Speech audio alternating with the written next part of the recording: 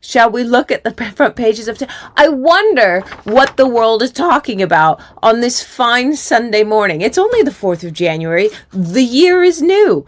We are waking up to fresh new beginnings and resolutions and hope and best intentions.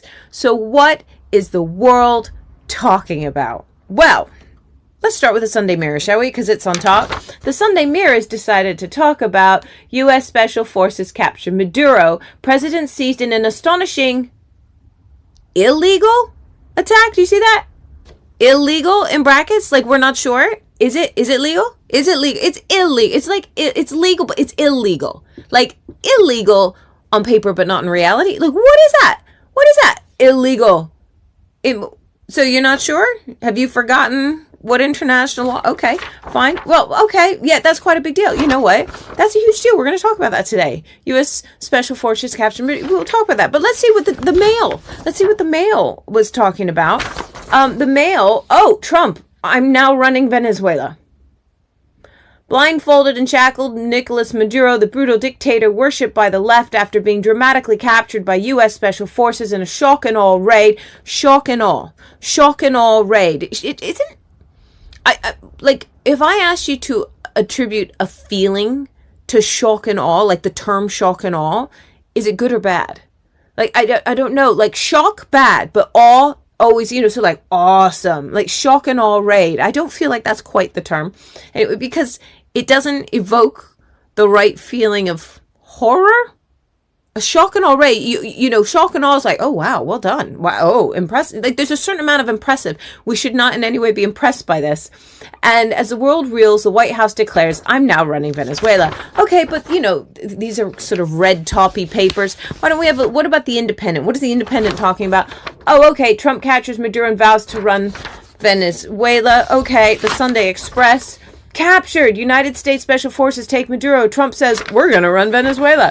All right. Well, what about the Sunday People? You can always trust the Sunday People, or maybe the Daily Star to, give us something to laugh about.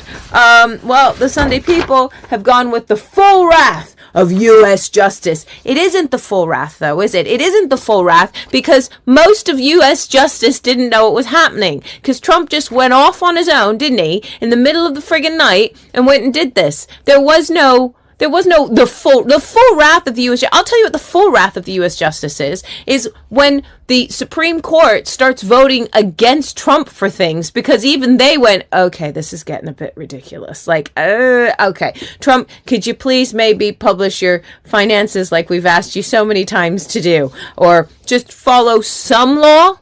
Could you acknowledge that there are some laws and then therefore follow them?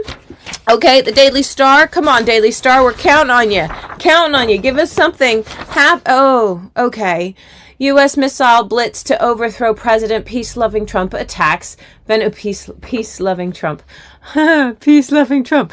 You know when you're a paper and you print something that's false and you then have to issue an apology? Do you think the Daily Star is going to have to issue an apology for calling peace-loving Trump? I mean...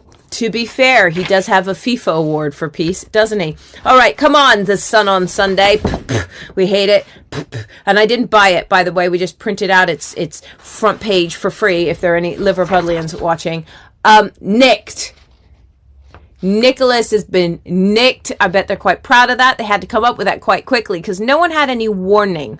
No one had any warning that the U.S. was going to go and acquire Venezuela. Like, add it to its colonial portfolio, did they? So they had to come up with that quite quickly. Nobody, not even Congress, especially not Congress, had any idea. So there we go. That's the Sun on Sunday.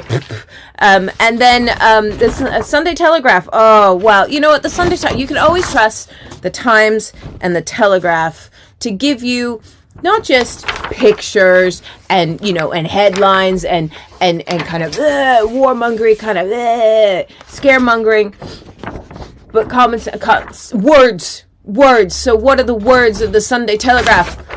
Trump to run Venezuela. Big picture. Removing Maduro alone would be a hollow victory for America. Of course it would. You don't just remove a dictator who stole an election, you have to also take all of his oil so that he feels really, really bad about it. And finally, with the Sunday Times, we have, will run Venezuela, vows the U.S. after capture of Maduro. I mean, probably the tamest of all of the headlines, with lots of words, lots and lots of words. We like words. Look at that. Content. Actual analysis. But still. So I guess that's what we're talking about today. We will be talking about Venezuela because everybody else is. And clearly nothing else has happened in the world in the last 24 hours. Let's have a look and see what everybody else is saying. Well, going back to the huge conversation, Mike Dunk has come in with an admirable ushj, which I agree, adding the J at the end of ush does kind of turn it into more of a huge, but it isn't quite that zh sound. Like, where do we get a zh sound? It's ush, it could be ushj, or it could be yushj. It's a tricky one. Let's see.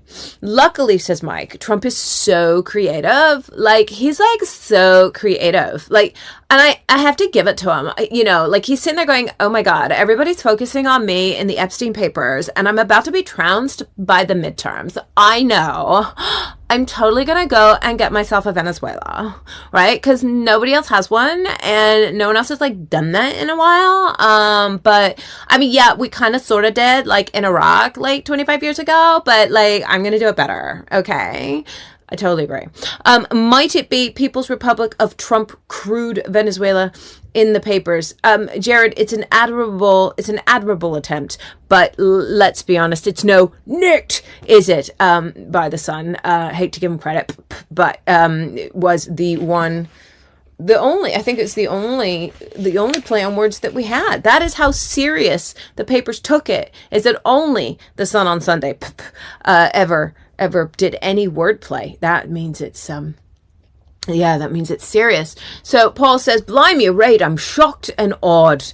I'm not feeling it, Paul. I'm just not feeling the shock and the awe. I mean, I get you put it in all caps, but I'm still not feeling like you are shocked and awed in equal measure. It has to be, you have to be shocked and awed. You can't be like more shocked than awed, and you can't be more awed than shocked. Otherwise, it's not shock and awe, is it? It's just like shocked and a little bit of awe, you know? So, but good attempt, darling. It's the Americans. They have come to take over.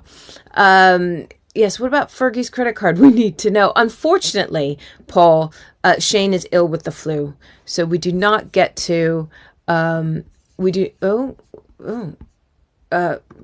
computer had a happy, but we do not get to find out about Fergie's credit card. But I guarantee that it isn't highly likely that somebody somewhere is cutting in half right now. It truly is.